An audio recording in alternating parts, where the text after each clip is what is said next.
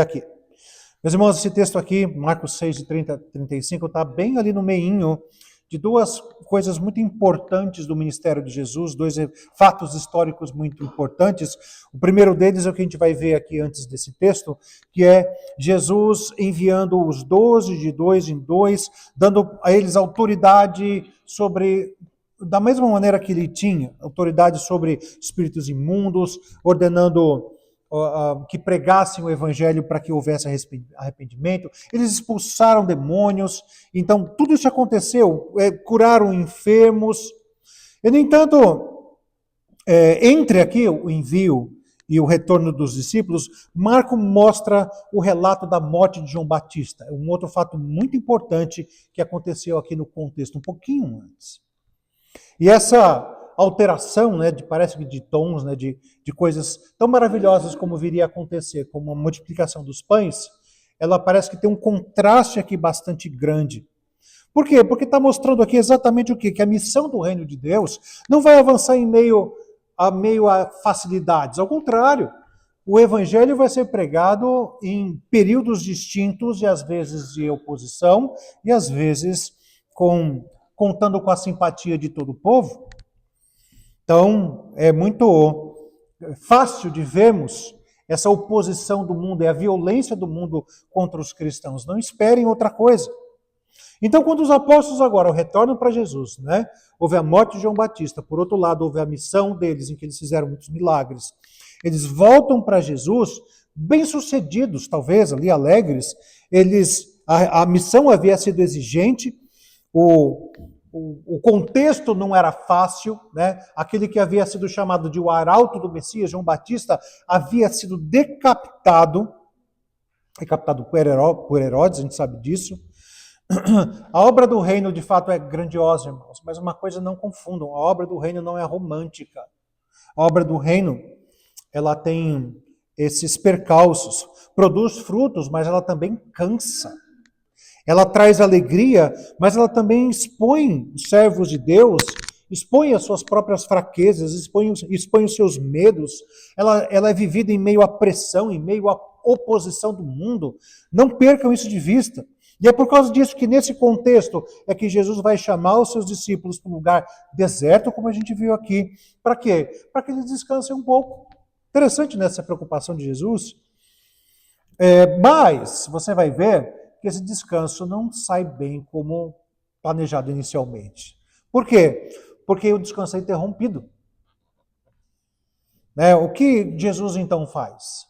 Sai daqui, vocês não participam desse momento. Multidões, por favor, dê um tempo. A gente percebe que ele não vai se irritar, ele não vai desprezar a multidão. Por quê? Porque ele não está vendo ali apenas pessoas inconvenientes que estão atrapalhando a agenda dele. Não é essa a questão. Ele as vê e diz, essas são ovelhas sem pastor. E o texto nos mostra, então, Jesus profundamente comovido diante dessa cena. E a resposta a isso que nos importa. Como é que Jesus trabalha com o coração de ovelhas sem pastor? O texto nos diz, ele começou a ensinar a essas multidões muitas coisas. E aqui nós temos uma tensão muito clara. Os discípulos eles precisam descansar e a multidão precisa de direção. O que Jesus vai fazer? Jesus está mostrando aqui que a necessidade, então, mais profunda do ser humano, ela não é apenas o descanso físico, queridos, mas a necessidade é de ser pastoreado por Deus, mediante a verdade do Evangelho. Essa é a maior necessidade. Então, esse texto aqui não está falando sobre uma mensagem genérica de cansaço, a necessidade de tirar férias, né? Eu até quis usar esse texto porque as férias estão logo ali, e a pergunta que fica é, que espécie de descanso você quer? Que espécie de férias você quer? Essas coisas não parecem ser o centro aqui, o centro é Cristo. Por quê? Porque ele é apresentado ali como um pastor que tem compaixão, ele é apresentado como um profeta que está ensinando, ele é apresentado como um rei que está ali reunindo um povo disperso, ele é apresentado também como um mediador que sabe exatamente a necessidade que a gente tem e ele sabe como suprir de uma maneira que mais ninguém ou qualquer outra coisa é capaz de suprir. Bom, vamos ver aqui então a exposição do texto, começando pelo versículo 30. E o primeiro ponto aqui é o seguinte: Jesus recebe os seus discípulos, né, do trabalho que eles têm, e trazendo eles de volta para si. Veja aqui o versículo 30. Ora, os apóstolos reuniram-se com Jesus e lhes relataram tudo o que tinha feito e ensinado. Então esse aqui é o nosso primeiro movimento do texto, ou seja, os apóstolos voltam para Jesus. A gente já sabe o que significa isso. Eles haviam sido enviados por Jesus e agora estão retornando para ele. E isso aqui é um princípio muito interessante. Por quê? Porque é fundamental para a gente que é cristão que a obra não pertence a nós, a obra não pertence ao obreiro. A missão, ela não nasce da minha personalidade como pastor da igreja local, ou da sua como no ministério que você tem, mas ela nasce, nasce do próprio Cristo. Então veja só, Jesus Cristo os enviou e Jesus Cristo os recebe de volta. Começa em Jesus e termina em Jesus. E aí, então o texto fala que os apóstolos relataram tudo aquilo que eles tinham feito e ensinado, e mostra que Jesus aqui não é indiferente ao nosso trabalho, isso é muito bom. Ele não apenas envia, mas ele está ali acompanhando tudo o que está acontecendo. Ele não apenas havia ordenado que eles fossem trabalhar, mas ele os recebe de volta. Ele não apenas exige a obediência, mas ele ouve da nossa parte as dificuldades em obedecer. Por isso que eu vejo aqui uma palavra muito importante para aqueles que exercem algum tipo de autoridade, né? Pode ser pastor, pode ser líderes da igreja, professores, pais e mães, todos nós exercemos alguma autoridade. Nós fazemos isso para servir. E o serviço cristão, queridos, ele precisa ser levado de volta para Cristo. Ele começa em Cristo e deve voltar para Cristo. Não basta você trabalhar para Ele, é preciso você permanecer diante dEle enquanto você o serve. Não basta apenas fazer coisas em nome do reino de Deus. É necessário prestar contas ao rei daquilo que você está fazendo. Não basta apenas ensinar verdades a respeito de Jesus. É necessário cultivar uma comunhão constante com o próprio Jesus. Pode parecer óbvio, irmãos, mas é necessário. Por quê? Porque a gente aprende pela palavra, a nossa fé reformada, ela é muito clara sobre isso, uma ênfase grande sobre isso, de que nós devemos desconfiar dessa autonomia interna que a gente tem, sabe? Porque ela pode facilmente ir para um ativismo religioso. Mesmo as boas obras dos crentes são frutos da graça de Deus, não da nossa boa disposição, inteligência, capacidade. Essas obras que nós praticamos, o serviço que nós fazemos em relação a Deus, não vem de uma suficiência nossa, mas vem da união com Cristo, de estarmos juntos dele. As boas obras que praticamos, elas são resultados da ação do Espírito Santo dentro de nós. Por isso, elas devem ser vistas, né, como mais um fator para dependermos do Senhor, e não para nos vangloriarmos diante dele. É assim que eu vejo que nós devemos, por exemplo, encarar os elogios. Você fez alguma coisa boa? Amém. Glória ao Senhor, porque foi Ele que te capacitou a isso. Vejam aqui, irmãos, como há um paradoxo aqui, né? Os discípulos haviam trabalhado. João Batista havia sido morto por trabalhar. A missão era real, mas o perigo também era real. O Senhor, Jesus, recebe o relatório dos seus discípulos e fala para eles: venham para mim, fiquem comigo. E aqui a gente tem um princípio muito claro para nós cristãos. Todo verdadeiro serviço cristão deve começar em Cristo, deve depender de Cristo e deve retornar para Cristo. Ele em todo o tempo. O servo, o crente que não retorna para Cristo depois de servir, ele vai correr o risco de transformar o ministério dele, sabe em quê? Em uma performance teatral. Vai correr o risco de transformar a obediência em uma espécie de ativismo. Ou os frutos que apresentamos, vai correr o risco de transformá-lo em motivo de orgulho. No versículo 31 e 32, a gente vê o próximo movimento do texto, que é justamente Cristo cuidando da fraqueza dos seus servos e chamando eles para descansar. Esse é o próximo movimento. E diz assim o texto: e ele lhes disse, venham repousar um pouco à parte, no lugar deserto, porque eles não tinham tempo nem para comer, visto serem numerosos os que iam e vinham. Então, o que a gente está vendo aqui? Jesus olha para os seus discípulos e percebe a condição deles. Está acabado. Eles estão cercados ali por tanta demanda, por tanto trabalho, que não tinham tempo sequer para comer. A multidão, indo e vindo, a necessidade era ali constante, o ministério era intenso e a agenda ali era pressionada o tempo inteiro. E nesse contexto, Jesus diz para eles, venham repousar um pouco. E essa frase revela, irmãos, duas coisas muito importantes. Primeiro, a fragilidade dos discípulos, né? E em segundo lugar, a extrema compaixão de Jesus. Porque o Senhor não trata seus servos como se fossem assim, instrumentos descartáveis, sabe? Morreu, vem outro, né? Qualquer coisa serve. Ele conhece os nossos limites, ele sabe que o nosso corpo precisa de alimento, sabe que a nossa mente precisa de quietude muitas vezes, sabe que a alma precisa ser acolhida. E por isso que a gente vê aqui um equilíbrio muito interessante. O descanso é necessário, mas ele não é absoluto. O Jesus não está ali transformando o descanso num ídolo. Ele chama os discípulos para repousarem um pouco. Veja aqui que uma ênfase aqui, né? Um pouco. O descanso cristão ele não é uma vida centrada no conforto, longe disso. É uma dádiva recebida diante de Deus para que nós servos, continuemos fiéis a Ele. Por isso, descansar não é um abandono da missão, é confessar que não somos o Messias. Eu vejo que nós, não sei se isso é coisa de brasileiro ou de latino, mas a gente tem uma verdadeira adoração pela aposentadoria, já perceberam? A cabeça do brasileiro funciona mais ou menos assim. Qual é o seu sonho? O meu sonho um dia é não fazer nada. Será que eu estou muito enganado ou não? A maioria das pessoas vive assim.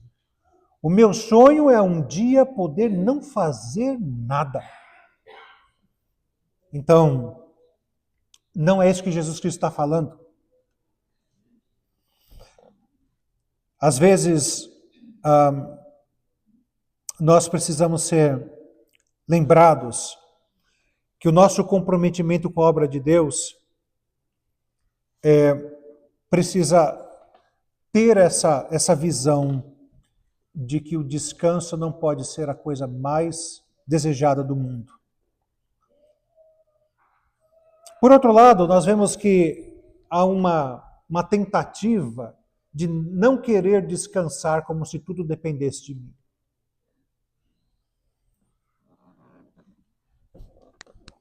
Em Isaías capítulo 6, nós vemos um fato interessante assim. No ano da morte do rei Uzias, eu vi o Senhor assentado no seu alto e sublime trono. Ali é um exemplo interessante às vezes nós temos dependência dos homens, não é? Quem mais poderia reinar sobre Israel? No auge do rei Davi, ainda assim Israel não ganhou contornos tão amplos como nos dias do rei Uzias. Ninguém governou Israel por tanto tempo quanto o rei Uzias. Davi por 40 anos, Salomão 40 anos, o rei Uzias foram 60 anos. E aí você vê quem poderia substituí-lo.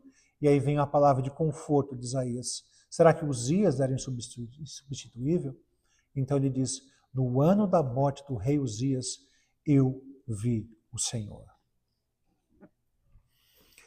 Não pense que as coisas vão depender de você. E às vezes, se por um lado eu quero idolatrar o descanso, por outro lado eu não quero descansar porque eu caio num certo tipo de idolatria. Eu não posso descansar porque as coisas dependem de mim. Tudo depende de mim. E isso não é uma idolatria do eu? Você acha que diz um amigo meu, você acha que você é a última bolacha do pacote? Você acha que você é essa Coca-Cola toda? Você acha que o Senhor depende de você para realizar a sua obra, de maneira que você não pode nem sequer obedecê-lo, tendo um tempo de descanso? Por isso que Jesus diz aqui, venham descansar um pouco. Ele diz, venham. O descanso não é simplesmente uma ausência de atividade, é uma presença com Cristo. Esse é o melhor descanso. Não é apenas desligar o corpo, não é apenas distrair a mente, não é apenas ocupar o nosso tempo com lazer. O descanso verdadeiro, ele envolve o corpo, mas também envolve a mente, envolve a alma diante do Senhor. Você não está tirando férias de Cristo. Você não pode tirar férias da igreja. Talvez você não esteja ali no lugar onde a sua igreja se reúne, mas isso não é uma desculpa para você não se reunir em igreja onde quer que você esteja, porque as suas férias não foram do corpo de Cristo. Então, irmãos, vamos pensar aqui nessas duas distorções que eu acabei de falar. A primeira é esse ativismo religioso, ativismo orgulhoso, que despreza os limites do corpo, sabe, e ainda chama isso de espiritualidade. Por exemplo, eu já vi um caso de uma senhora que abençoava demais a igreja. E se houvesse ali um trabalho da meia-noite às 6, ela ia estar frequentando. Se doava para a igreja. Mas numa conversa muito íntima e sincera com ela confessou que ela fazia aquilo para fugir de um casamento infeliz. Perceberam? Nem sempre todo o ativismo que nós temos, ele é sinônimo de verdadeira espiritualidade. Então, cuidado com esse tipo de ativismo orgulhoso. Mas vamos ver o outro paradoxo aqui, outra distorção, que é o lazer mundano. É como se o nosso descanso ele se resumisse a uma distração, se resumisse a consumo e entretenimento completamente à parte do nosso Deus. Então vejam aqui que quando Jesus Cristo chama os seus discípulos para descansarem, isso aqui não é uma fuga vazia, mas é um convite ou uma ordem para que venham e repousassem nele. E ainda o texto fala aqui que o lugar era deserto, ou seja, era retirado, era isolado, solitário, afastado da pressão da multidão. Vocês se lembram que nas Escrituras o deserto é constantemente associado a um lugar de provação, de dependência e de encontro com Deus? Geralmente o deserto é associado a isso, mas aqui ele se torna o cenário em que Jesus pretende cuidar dos seus servos e logo depois revelar a sua compaixão. Então veja um segundo princípio aqui, irmãos. O descanso dos servos de Cristo não é uma fuga da missão, mas é um reconhecimento, e é um reconhecimento humilde de que a obra pertence ao Senhor. Ou seja, eu posso descansar, porque essa obra não é minha. Então, o cristão que trabalha sem descanso, ele pode estar confundindo a fidelidade a Deus com uma autossuficiência. O cristão que descansa sem Cristo, ele pode estar confundindo o repouso com uma fuga. Vamos ver aqui os versículos 33 e 34 agora. Cristo vê a multidão e não a vê como uma interrupção dos seus planos, mas como ovelhas sem pastor. Então vamos ler aqui. Muitos, porém, os viram partir e, reconhecendo-os, correram para lá a pé de todas as cidades e chegaram antes deles. Ao desembarcar, Jesus viu uma grande multidão e compadeceu-se delas, porque eram como ovelhas que não têm pastor. Então, aquele plano inicial de Jesus, de trazer os seus discípulos para o descanso, foi interrompido. A multidão percebeu a direção que o barco ia e foi correndo a pé e de várias cidades e chegaram antes mesmo de Jesus os seus discípulos. Aparentemente, ou talvez humanamente falando, a cena é meio frustrante, não é? Os discípulos precisavam descansar. Jesus havia chamado eles para um momento à parte, mas quando desembarcaram, estava lá a multidão de novo. Tinham meio que fugido da multidão para o outro lado, e do outro lado encontraram o quê? A mesma multidão. E talvez aqui o texto nos ensine uma maneira sábia de lidar com as interrupções ou com as mudanças de plano repentinas. Muitas vezes a gente vê essas interrupções apenas como um incômodo. Mas Jesus não está ali enxergando o incômodo. Jesus está ali enxergando pessoas. Às vezes a gente vê como demandas, mais demandas, mais demandas. Jesus está olhando para aquilo e vê o quê? Ovelhas. Às vezes a gente vê o quê? Pessoas, gente atrapalhando a nossa agenda. Gente, eu esquematizei aqui tudo tão certinho. Vocês estão atrapalhando os meus planos. Mas Jesus está vendo apenas, sabe o quê? Almas que estão completamente desorientadas. Às vezes a gente vê cansaço, mas Jesus olha e identifica a miséria espiritual que precisa ser atendida. E Marcos aqui diz que Jesus se compadeceu da multidão. Então veja, irmãos, ele não está ali chorando diante de uma situação, não é um sentimentalismo. É um sentimento que nasce de um diagnóstico verdadeiro. E ele fala qual era esse diagnóstico. Eram ovelhas que não têm pastor. E essa frase é muito importante, irmãos, muito importante, porque a multidão não estava ali necessariamente sem religião. Não era um bando de ateus. Vocês lembram disso?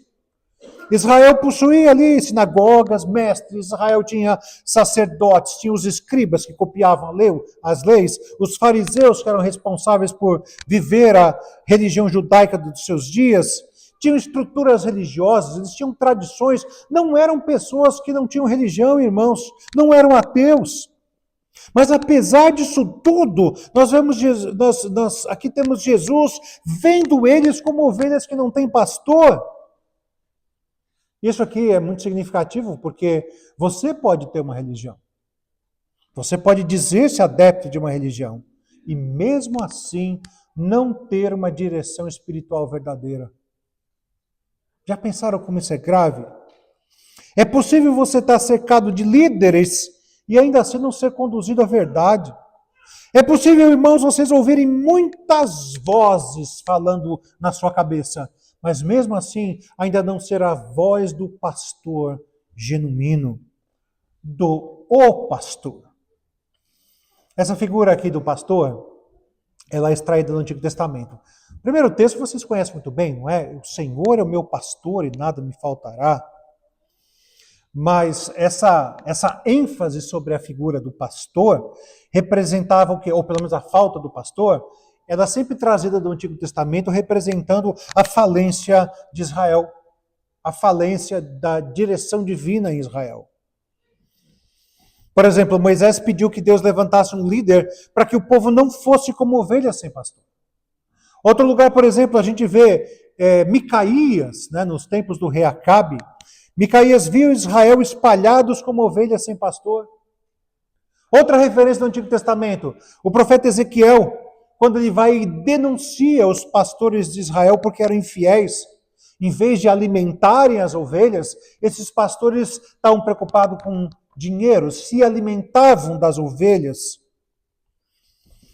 E é por isso que em Ezequiel há a promessa do pastor prometido, a promessa de que Jesus viria a ser aquele que tomaria esse lugar, essa função e cuidaria de fato do seu povo. Ele é maior do que Moisés, porque não apenas intercede para que Deus dê um pastor como Moisés fez.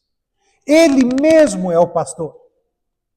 Ele é maior do que os reis de Israel, porque ele não explorava o rebanho. Ele é aquele que se entrega por nós e não nos explora. Ele é o cumprimento da profecia de Ezequiel. Está lá em Ezequiel 34, depois em casa você pode ler. Pois é nele, por meio dele, que Deus visita pessoalmente o seu povo para apacentar o seu povo. E também aqui, irmãos, já que a gente falou da morte de João Batista pela lâmina de Herodes, né? Ele é decapitado por Herodes. Há um contraste aqui, né? Porque Marcos mostrou o quê? Um governante dominado por vaidade, Herodes estou falando aqui, medo dos homens, dominado pela sensualidade, dominado pela violência. Então, Herodes como governante, ele é o falso pastor. Ele oferece banquetes aos grandes e vai fazer o quê? Vai matar o profeta. Olha o contraste. Por quê? Porque nós temos Jesus por outro lado, porque ele acolhe a multidão cansada, porque ele alimenta essa multidão com a palavra. Herodes, ele sacrificou o justo para preservar a sua reputação. Já Jesus, ele é o justo.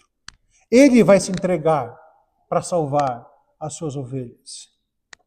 Então veja aqui, irmãos, mais um princípio importante.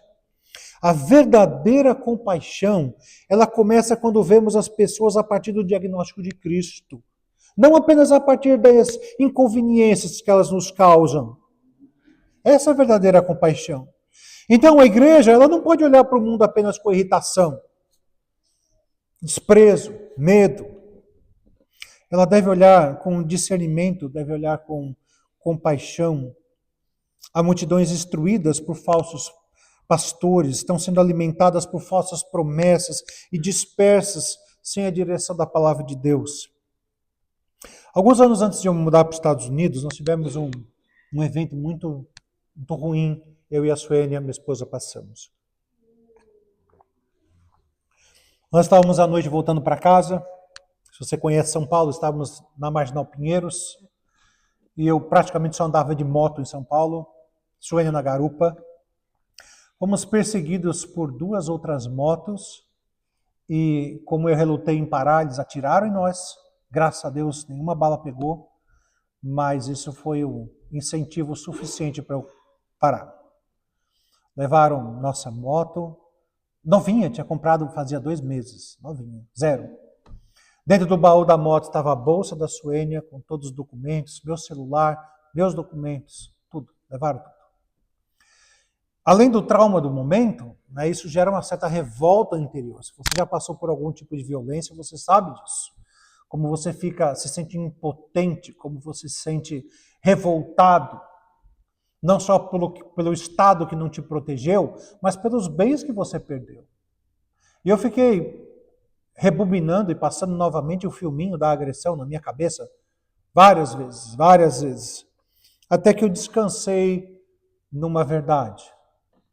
A verdade de que por mais que eu tivesse sido roubado, o meu maior tesouro não era aquilo. E aqueles 2 marginais, por mais que eles tenham conseguido tirar de mim, eles ainda não tinham conseguido o que eu tenho de mais precioso, que era a salvação em Jesus Cristo. E às vezes a gente vai se irritar. Você vai se irritar com seu vizinho barulhento. Você vai se irritar com a falta de justiça no seu trabalho. Você vai se irritar de ter sido enganado em alguma transação ou comércio que você fez. Os ímpios vão fazer isso. Eles fazem isso porque essa é a única esperança que eles têm. O dinheiro, o conforto e o prazer. E às vezes a gente se irrita, se incomoda com isso. Mas o que Jesus nos mostra aqui é que os nossos olhos têm que ser postos na necessidade real deles. Nós sempre somos devedores do Evangelho. Sempre. Por isso, quando atribulado por ímpios, acalma teu coração com isso. Você deve o Evangelho àquele que te irrita. Não permita, então, ser facilmente irritado.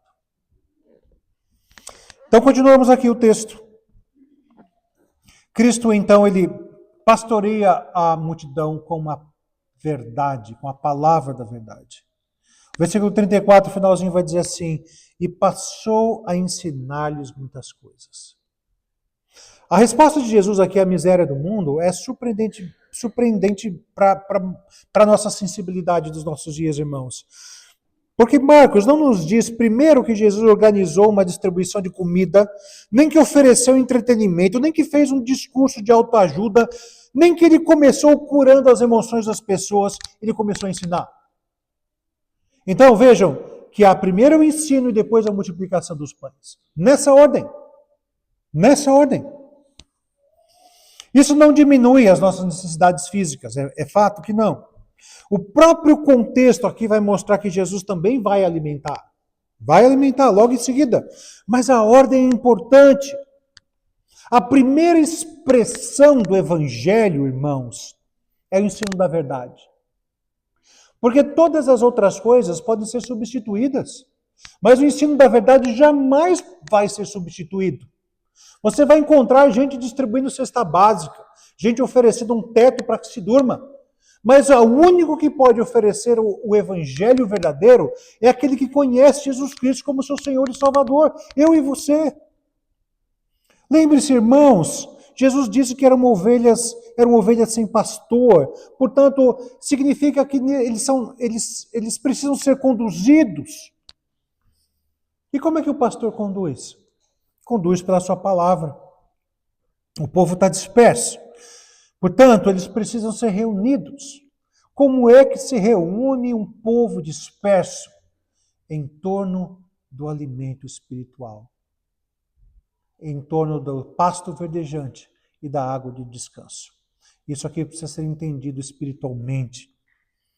O povo se reúne em torno da verdade, da palavra. O povo está vulnerável, por isso eles precisam ser protegidos contra o erro. Eles estão famintos, por isso que eles precisam do pão que procede da boca de Deus. Por isso que essa compaixão de Jesus aqui, ela não é em nada inimiga da doutrina. Ao contrário, irmãos, a compaixão de Jesus vai conduzir ao ensino. E uma igreja que abandona o ensino bíblico em qualquer parte da sua vida, quem sabe, por exemplo, hoje em dia, a igreja precisa ser relevante. Mas se para ser relevante ela abandona o ensino bíblico, ela perde exatamente aquilo que Jesus considerou mais essencial para aquelas ovelhas sem pastor.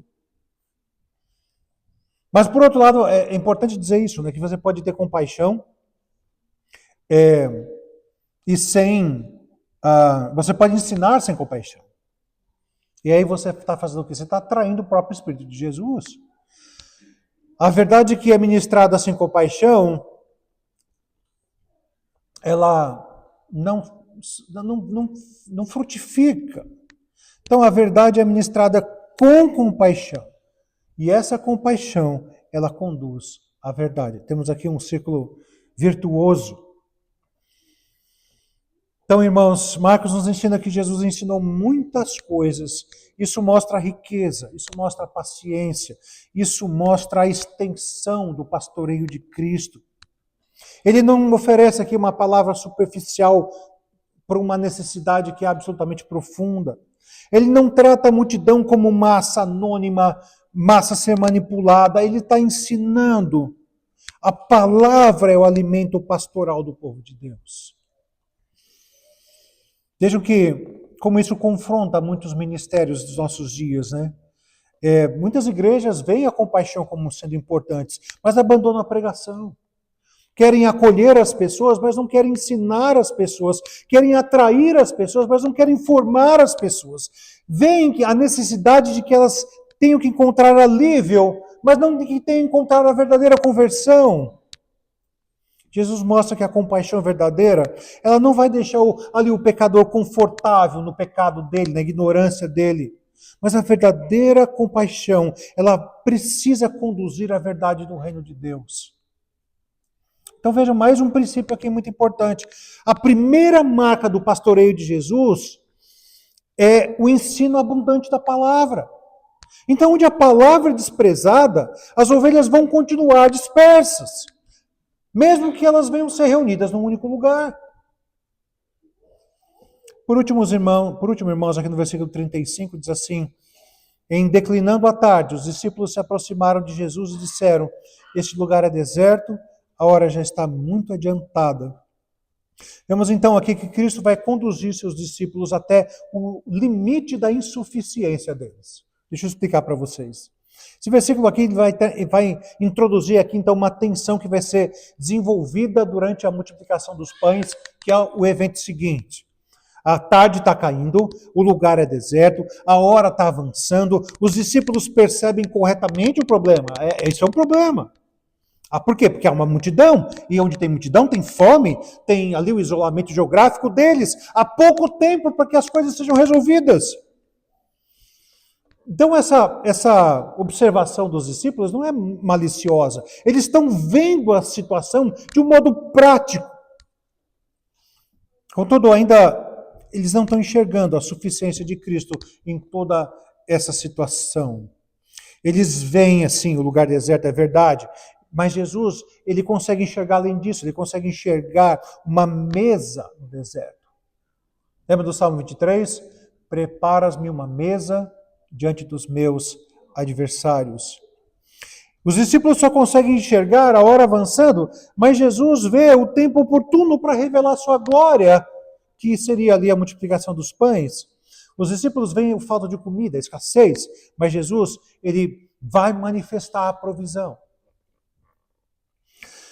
Por isso esse versículo aqui, ele vai funcionar como uma preparação. Ele nos mostra que seguir a Cristo frequentemente nos leva a situações em que as nossas próprias forças, os nossos recursos e as nossas estratégias vão se mostrar insuficientes. Mas essa insuficiência nossa não é obstáculo para Jesus, irmãos. Na verdade, a nossa insuficiência é o palco armado, é o cenário ideal para que Jesus se revele como sendo o verdadeiro pastor. Os discípulos aí então foram chamados para descansar, mas logo se veem diante de uma nova necessidade. Parece que é um problema em cima do outro, não é? A vida cristã ela não é organizada em torno da preservação absoluta do nosso conforto. Isso não é mais importante. O descanso ele é legítimo, ele é necessário, mas a compaixão vai nos convocar sempre ao serviço, mesmo em meio ao seu descanso. Já pensou? Por isso que alguém fala assim, né, várias vezes, né, que o que o pastor faz no seu dia de folga? Ele vai deixar de aconselhar, vai deixar de visitar, vai deixar de atender? Ora, o descanso é importante, mas se há necessidade, tem que haver serviço. Porque nós somos movidos pelo serviço e não pelo descanso. O descanso é legítimo, mas a compaixão vai sempre nos convocar novamente para um novo serviço. Veja, isso não quer dizer que a gente tem que viver sem limites, mas a gente tem que aprender que os nossos limites, eles devem permanecer submetidos à soberania e à sabedoria de Cristo. Então, mais aqui, um princípio muito importante, irmãos.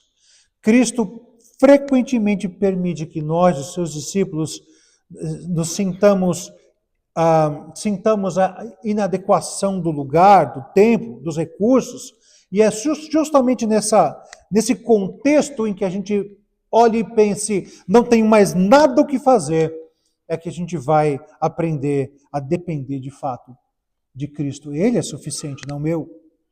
Então, meus irmãos, quando o lugar é deserto, quando a hora é avançada, a fé não vai negar a realidade da necessidade, mas ela tem que nos apontar a necessidade de Cristo. Estamos necessitados de Cristo. Nesse texto nós temos aqui muitas verdades bíblicas estampadas aqui. Por exemplo, como Cristo é o verdadeiro profeta, como ele é o verdadeiro pastor, como ele é o mediador do seu povo. Esse texto também nos aponta para a nossa própria humanidade, mostrando que Cristo ele é o exemplo disso, da verdadeira humanidade. E sendo ele verdadeiramente homem, isso não tira sua glória. Ao contrário, só vai revelar o quão misericordioso ele é. Esse texto também nos aponta como Deus é providente, irmãos.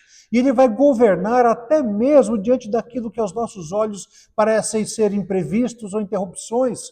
Deus é soberano sobre isso. Mas esse texto também nos aponta para a verdade de que a palavra é o meio ordinário da graça. E não é à toa que quando você vê uma igreja extremamente empenhada em ação social, o primeiro efeito disso é na palavra.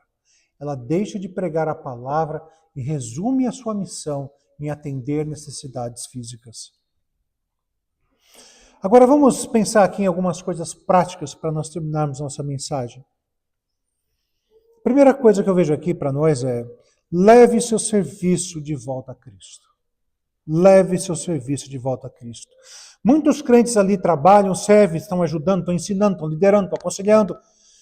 Enfim, mas nem sempre levam tudo disso de volta a Cristo.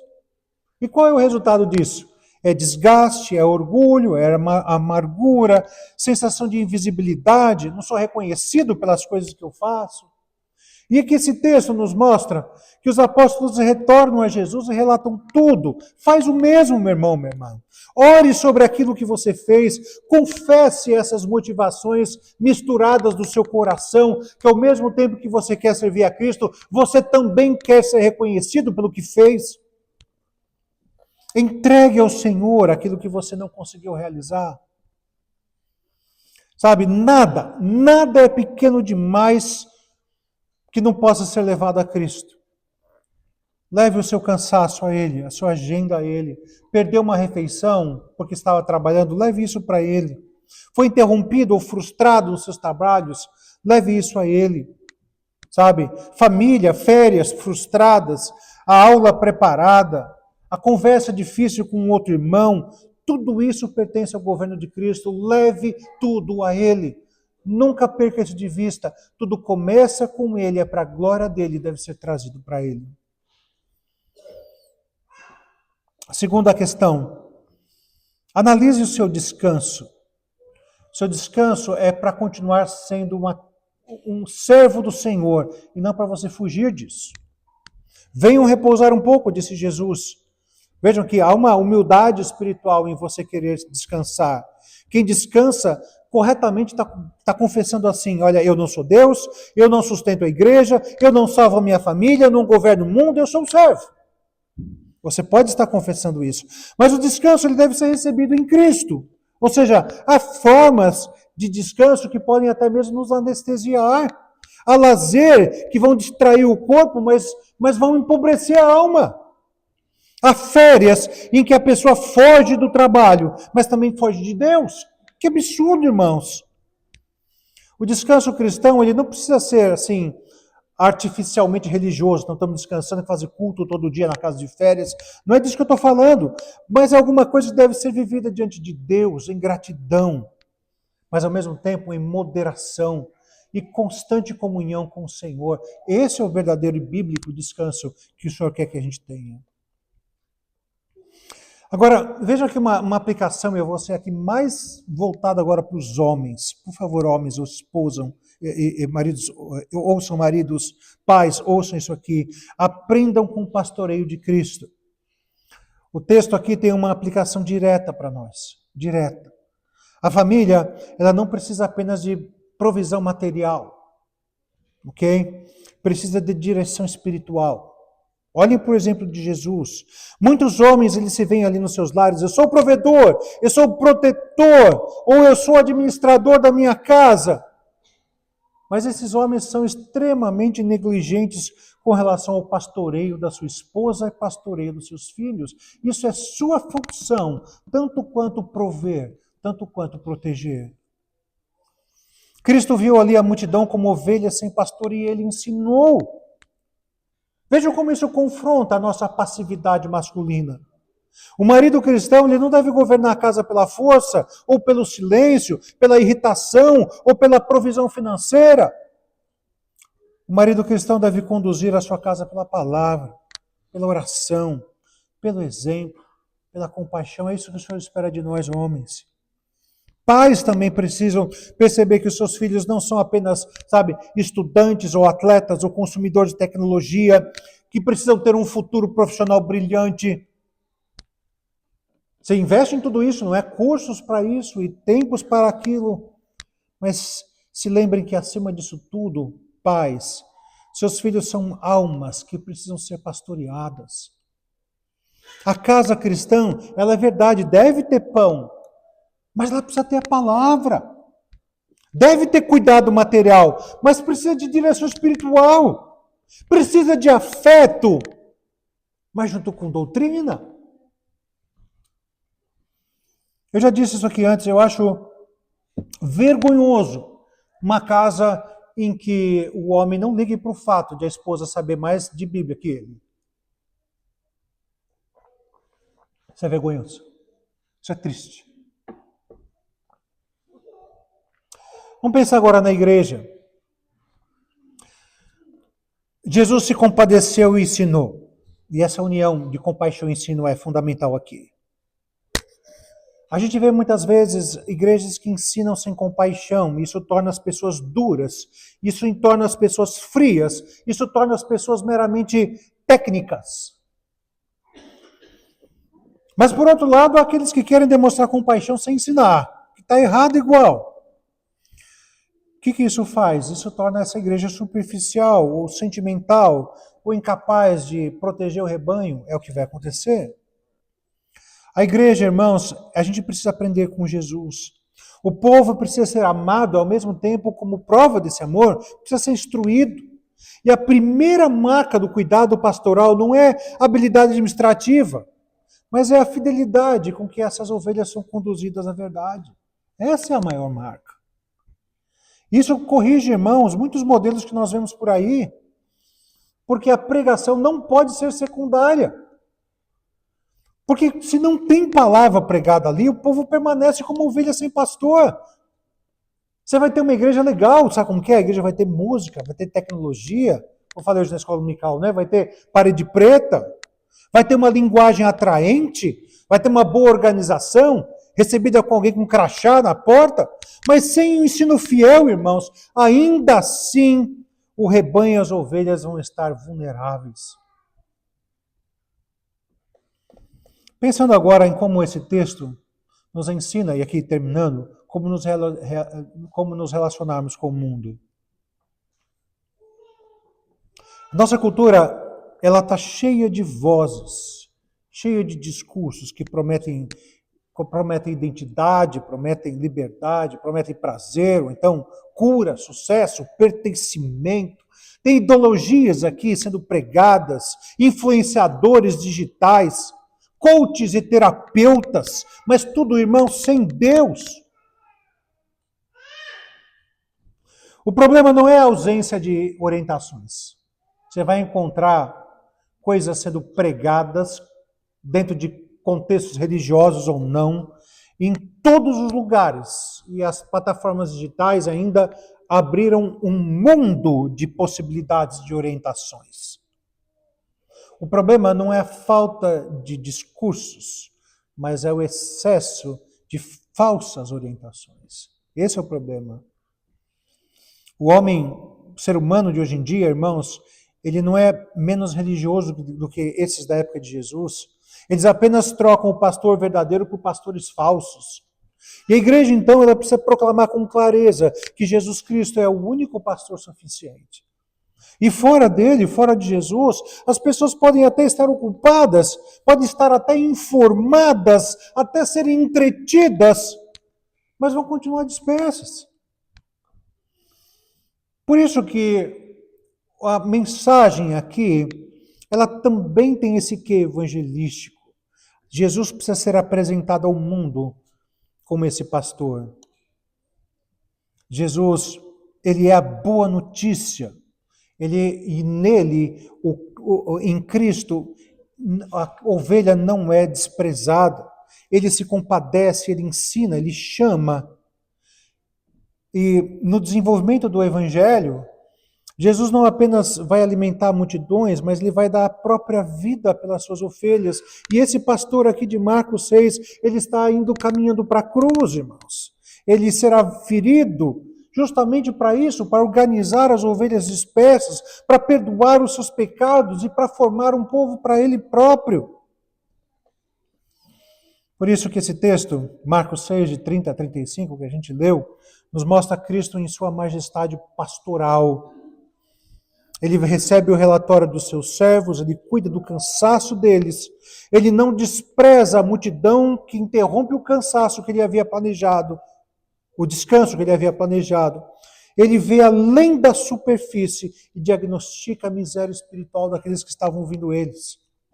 Ele se compadece das ovelhas sem pastor.